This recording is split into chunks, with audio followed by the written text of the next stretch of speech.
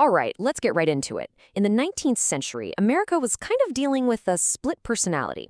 See, on one hand, it was absolutely convinced it was going to be a global superpower, but on the other hand, it just wanted to be left alone.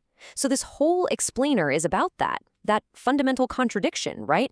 The battle between expansion and isolation that really defined the nation. So, get this. The Civil War has just ended, and you've got Ulysses S. Grant writing these words. I mean, you can just feel the ambition dripping off the page, can't you? This wasn't just a country anymore. This was a nation that saw itself on the brink of telling the rest of the world how things were going to be.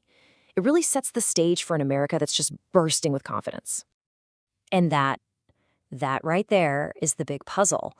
If you've got this incredible self-belief, this massive military power, why would you hit the brakes? Why not just start snapping up an overseas empire right then and there? Well, that's the paradox we're going to dig into. To really get our heads around this, we have to look at these two super powerful conflicting forces that were pulling the nation in totally opposite directions. It was, a classic tug of war between looking out at the world and looking back at home. So the first force, it was pure, raw ambition. And it had this really famous name, Manifest Destiny. This was this incredibly powerful, almost religious belief that America was just destined, maybe even by God, to control the entire continent. This was the engine driving all that expansion. So on one side, you've got this major push outward, right?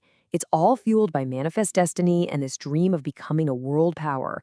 But pulling just as hard the other way was this idea of American exceptionalism. This was the belief that America was special, and it needed to steer clear of Europe's messy, corrupt politics, especially when it was trying to heal from a horrible civil war and, had two giant oceans protecting it. And look, this wasn't just about high-minded ideals. There were massive, real-world problems right at home. The country literally had to rebuild itself after the Civil War. It had to settle the West, manage these really tricky relationships with its neighbors, and deal with European powers who were, let's be honest, pretty suspicious, if not openly hostile, to this new democratic giant. Foreign adventures were a luxury America just couldn't afford at the time. So how did they do it? How did America pull off this incredible balancing act? How do you stay isolated while still kind of flexing your muscles in your own backyard?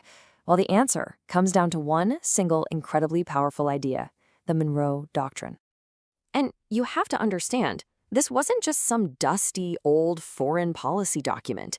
The Monroe Doctrine became a piece of the American identity, an article of faith that basically everyone, no matter their politics, bought into.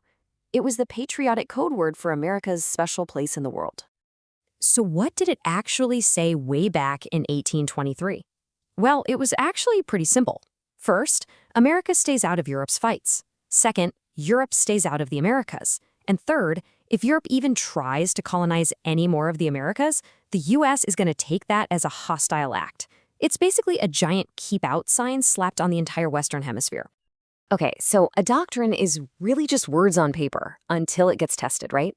And the biggest test came right after the Civil War, not in some faraway place, but literally right next door, in Mexico.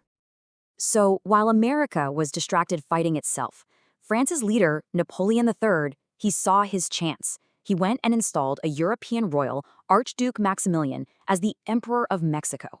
Can you imagine? But the second the Civil War ended, the U.S. started making a lot of noise. And by 1867, the whole French-backed empire just fell apart, and Maximilian, well, he was executed. Now, this is the really important part, how it all went down. American generals like Grant were chomping at the bit to send troops down to Mexico and, defend the Monroe Doctrine with guns blazing.